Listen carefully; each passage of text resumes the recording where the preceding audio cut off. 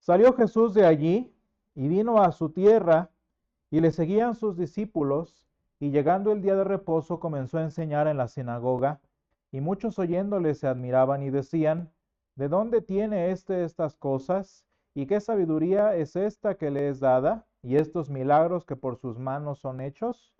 ¿No es este el carpintero, hijo de María, hermano de Jacobo, de José, de Judas y de Simón? ¿No están también aquí con nosotros sus hermanas? Y se escandalizaban de él. Mas Jesús les decía, no hay profeta sin honra, sino en su propia tierra, y entre sus parientes y en su casa. Y no pudo hacer allí ningún milagro, salvo que sanó a unos pocos enfermos, poniendo sobre ellos las manos. Y estaba asombrado de la incredulidad de ellos, y recorría las aldeas de alrededor enseñando. Después llamó a los 12 y comenzó a enviarlos de dos en dos, y les dio autoridad sobre los espíritus inmundos, y les mandó que no llevasen nada para el camino, sino solamente bordón, ni alforja, ni pan, ni dinero en el cinto, sino que calzasen sandalias y no vistiesen dos túnicas. Y les dijo, donde quiera que entréis en una casa, posad en ella hasta que salgáis de aquel lugar. Y si en algún lugar no os recibieren ni os oyeren, salid de allí y sacudid el polvo que está debajo de vuestros pies para testimonio a ellos. De cierto os digo que el día del juicio será más tolerable el castigo de Sodoma y Gomorra que para aquella ciudad. Y saliendo predicaban que los hombres se arrepintiesen, y echaban fuera muchos demonios y ungían con aceite a muchos enfermos y los sanaban. Señor, esta es tu palabra y tu palabra es verdad. Santifícanos en tu verdad, te lo pedimos. Amén. Hermanos, ahora que hemos estado leyendo San Marcos en en esta nueva sección del calendario que seguimos, de alguna manera hemos estado, no sé si ustedes lo han visto, hemos estado como en ese vaivén que vivimos en nuestra vida cristiana, en el que hay mucha fe expresada y luego muy poca fe, en el que hay milagros que suceden, por así decirlo, casi por en automático, y hay otros en los que de verdad no hay ni siquiera la posibilidad de que sucedan. Un ir y venir, un brinco y saltar en nuestra vida cristiana que se ve exactamente eh, reflejada en el Evangelio de San Marcos de hoy. Porque por un lado está todo muy bien, por un lado es todo muy fructífero, pero por el otro, pues no hay ni siquiera oportunidad ni nada que sacar. No hay mucho que decir más que eso, que no hay nada que decir. Y hermanos, quizás una de las preguntas centrales del pasaje de hoy sería, ¿conviene entonces seguir en este vaivén o mejor darlo por hecho, darlo por terminado? Porque de muchas formas, hermanos, este también fue el día a día del ministerio de Jesús. Un día lo recibían y lo aclamaban y el otro día lo rechazaban. Un día se regocijaba y otro día se entristecía. Que sin lugar a dudas es también la experiencia del Espíritu de Dios en la vida de la iglesia. Hay veces que la iglesia crece y fructifica y hay veces que la iglesia casi se extingue, ¿no? De manera que la pregunta es, ¿vale la pena seguir hacia adelante? Pues hermanos, quizás de una manera muy personal, muy histórica también, eh, fue lo que sucedió al Señor Jesús en lo que vemos en el pasaje de hoy, en San Marcos 6, del 1 al 13, porque dice la palabra que Jesús regresó de andar de toda la región, prácticamente en todo lo que conocemos hoy como Palestina. El Señor regresó a su tierra, como dice aquí la escritura. Y no nada más vamos a decirle a su región, porque realmente nunca se fue tan lejos, regresó exactamente a su pueblito, allí donde él creció. Y no estamos hablando que ahí creció como bebé, no estamos hablando de Belén, estamos hablando del pueblo, específicamente en toda la región del norte de Israel, en donde Jesús vivió y donde la gente lo conoció hasta sus 29 y piquito años. Es decir, que es el lugar que lo vio crecer. que lo vio ver, que lo vio ser un niño, un adolescente, y digo más relevante para las personas, un adulto. Y llega Jesús a su tierra natal. ¿Y cuál es la reacción, hermanos? Y de hecho, Jesús cita un dicho muy antiguo, tanto previo como posterior a lo que Jesús dice aquí.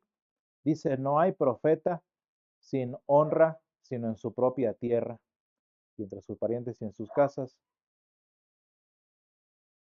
¿Qué es lo que pasó en su ciudad natal, en su pueblito natal? Y eso es muy interesante que lo veamos desde nuestra experiencia como cristianos. Pueden ustedes ponerse en las sandalias de Jesús, como dicen hoy en día, ¿no? Y piensen si no, esta ha sido también la experiencia suya. ¿Por qué, hermanos? Pues porque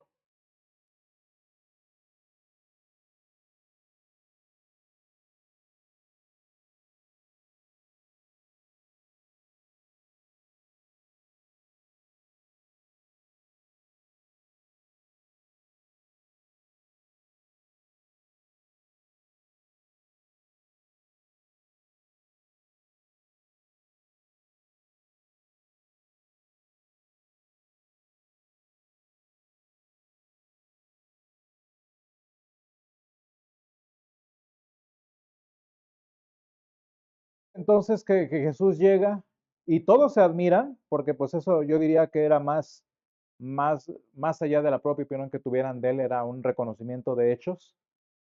Vemos cómo todos se admiran de lo que Jesús dice. Y digo que esto es reconocimiento de hechos. ¿Por qué? Pues porque no es el único lugar en el que pasa. Todo mundo, desde que Jesús era niño incluso, todo mundo se maravillaba de lo que Jesús decía. Estando en Jerusalén, estando en las sinagogas de Galilea, estando en las sinagogas del sur de Israel, todos se maravillan de que Jesús dice lo que dice, porque pues seguramente y ciertamente lo que Jesús decía era extraordinario, era sorprendente. ¿Cuál es la única diferencia aquí, hermanos? No es que Jesús esté dando un mensaje de menor calidad, no es que su palabra sea menos efectiva, es exactamente igual de sorpresiva, igual de impresionante, y aún así hay un problema muy simple y sencillo aquí, que es que la familia, que los vecinos, que la gente de su ciudad cree que conocen a Jesús. Y ese es el problema en el que vivimos en nuestro mundo, hermanos. Todo el mundo cree que conoce, todo el mundo cree que sabe, y no estoy hablando nada más en el conocimiento en general. Todos creen saber de Dios. Y estamos hablando en el contexto evangelístico nuestro, ¿sí o no? Porque ¿cuántos de ustedes no les han dicho cuando ustedes quieren hablar del Señor? Luego sacan su historial cristiano, ¿sí o no? No, sí, yo soy muy creyente, o yo voy a cada rato a misa, lo que ustedes quieran, ¿sí o no? Todo mundo sale experto en Dios. Había una persona con la que yo hablaba y se me resistía y sacaba sus credenciales cristianas resistiéndoseme y me citaba cosas, hermanos, que yo las conozco, pero hagan de cuenta para no divagar en el ejemplo, que me ponía frases de Disney como que decían la Biblia.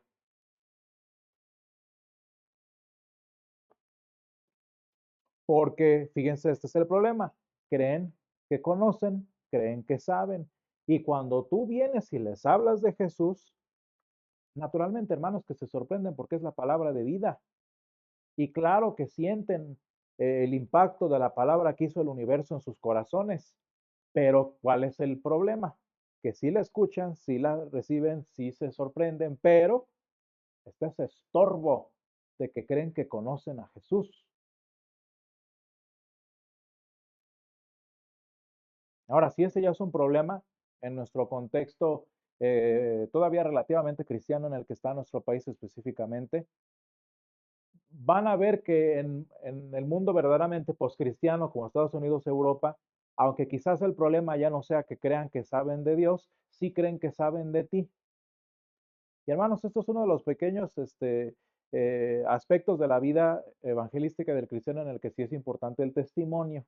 ¿Sí? No tienen nada que ver con nuestra identidad eterna, con nuestra identidad de hijo, como hijos de Dios, Pero el testimonio, hermanos, van a ver ustedes que se hace muy necesario y muy importante precisamente en estas circunstancias.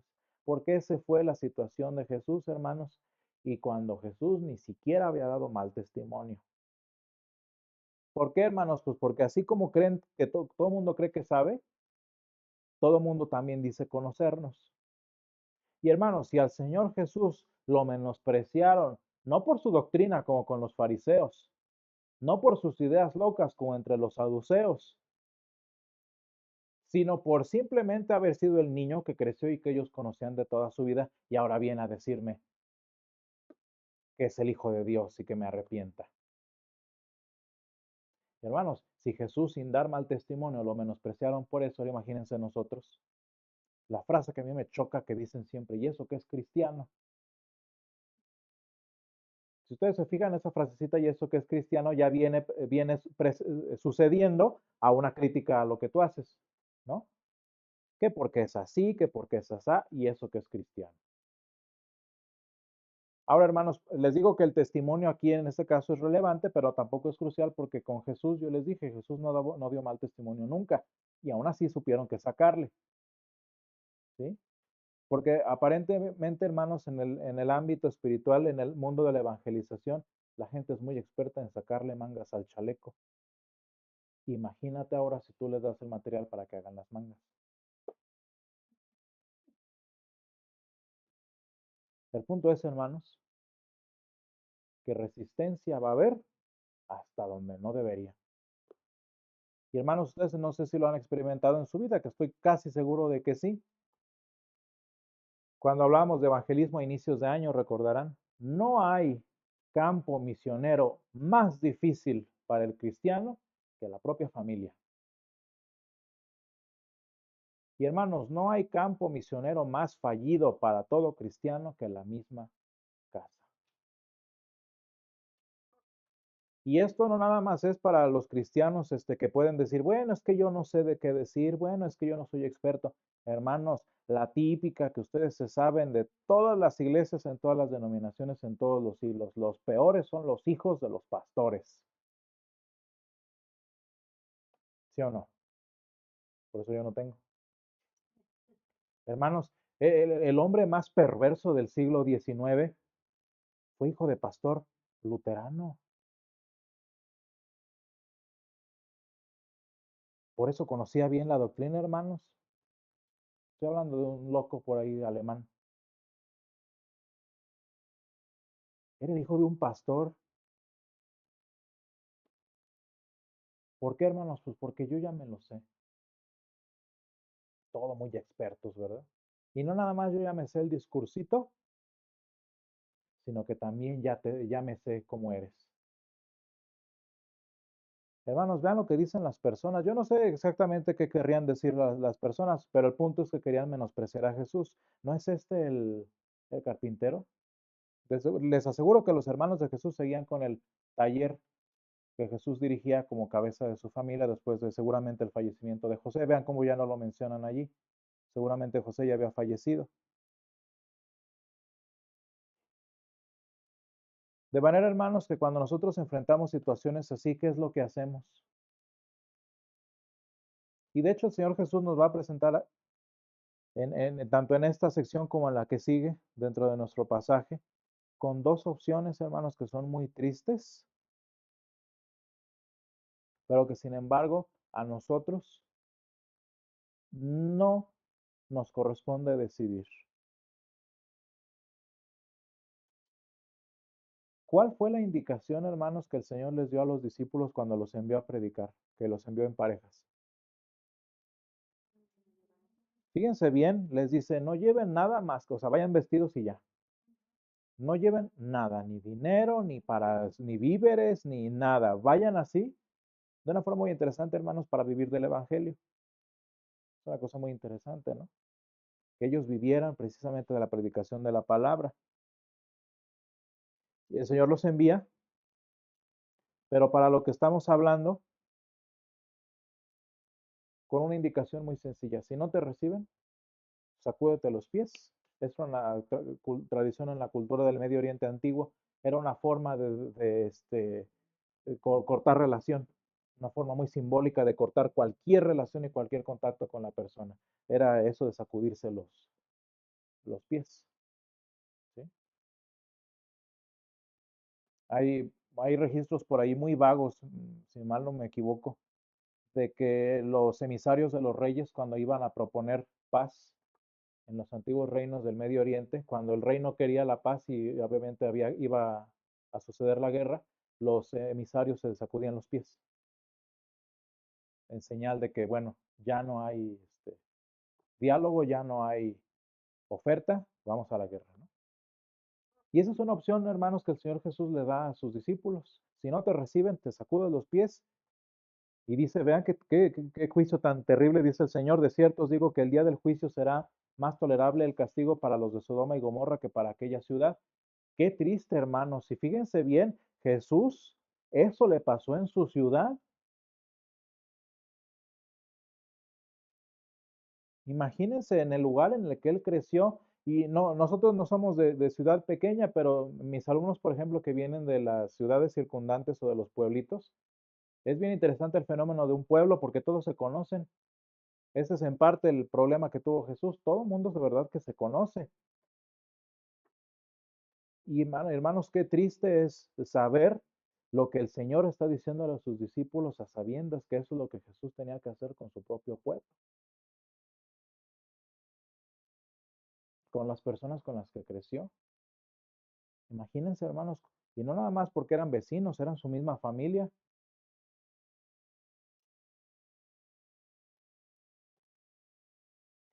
Qué triste, hermanos, es darnos cuenta que a veces de todas las personas con las que crecimos, por ejemplo, en el caso de Jesús, nada más su mamá era creyente. Todo el círculo social del Señor Jesús, hermanos, era incrédulo. Espiritualmente hablando, hermanos, el ministerio que Jesús llevó durante sus 33 años de vida, los llevó nada más con su mamá. Imagínense qué situación tan triste para el Señor Jesús.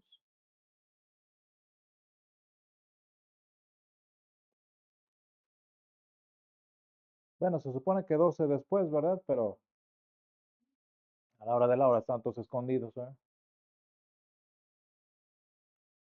Y hermanos, muchas veces es el resultado de nuestra vida cristiana. Jesús por lo menos tenía a su mamá, pero imagínense nosotros. Yo vivo en casa cristiana, pero imagínense, ustedes conocen a varias personas. De entrada aquí tenemos una que es, ahora sí como dicen, yo contra el mundo.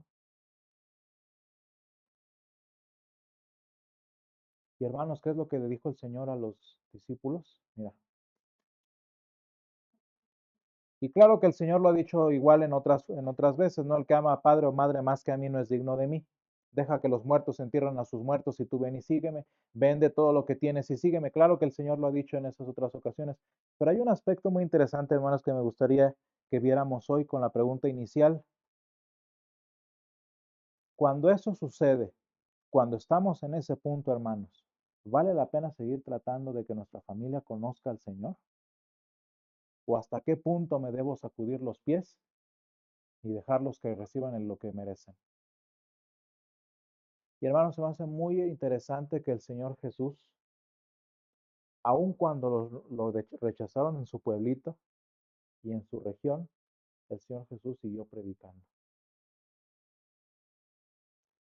Y hermanos, hay una oportunidad muy bonita que nosotros tenemos como cristianos. ¿Por qué, hermanos? Porque la gente iba siguiendo a Jesús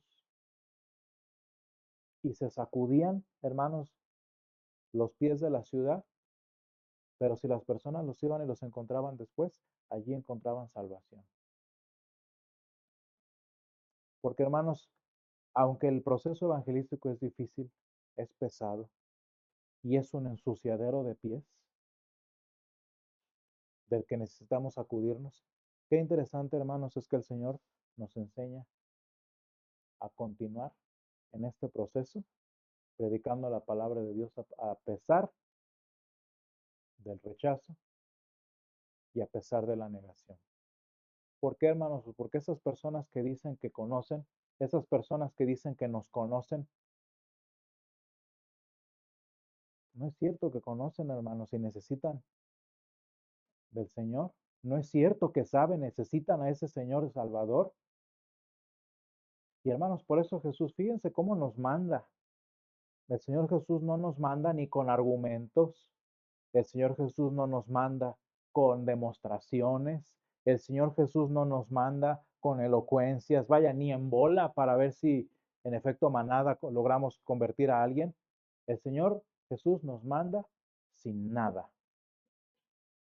En lo más débil de nuestra posición humana, hermanos, para depender exclusivamente de su palabra y vivir exclusivamente del mensaje de salvación. ¿Por qué, hermanos? Pues porque cuando tú vas y predicas a alguien sin nada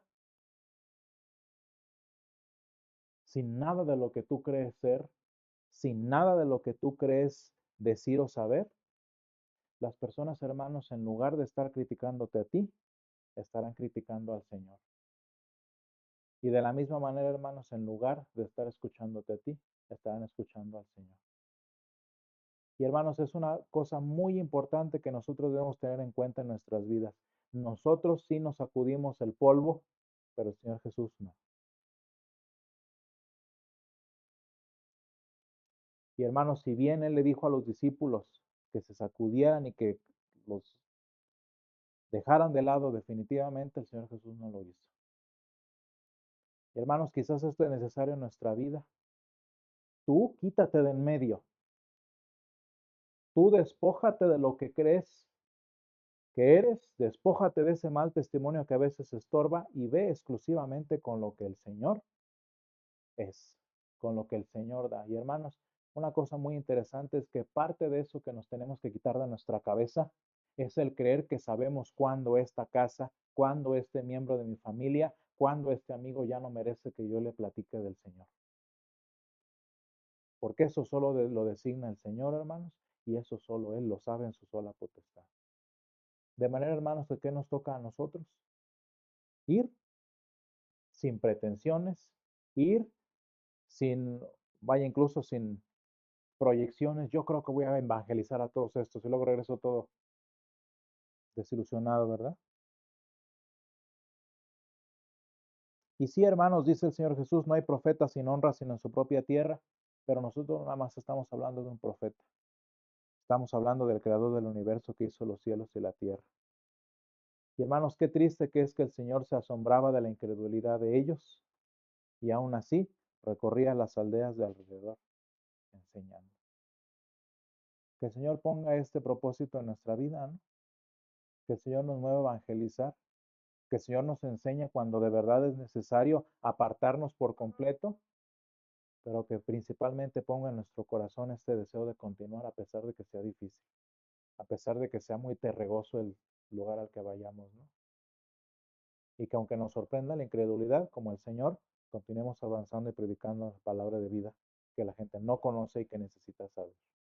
Gracias, Señor, te damos porque tú eres bueno y porque para siempre es tu misericordia, porque nos has acompañado en este tiempo, porque tú bendices nuestro día a día, Señor. Te pedimos que pongas en nosotros este anhelo y este deseo de evangelizar.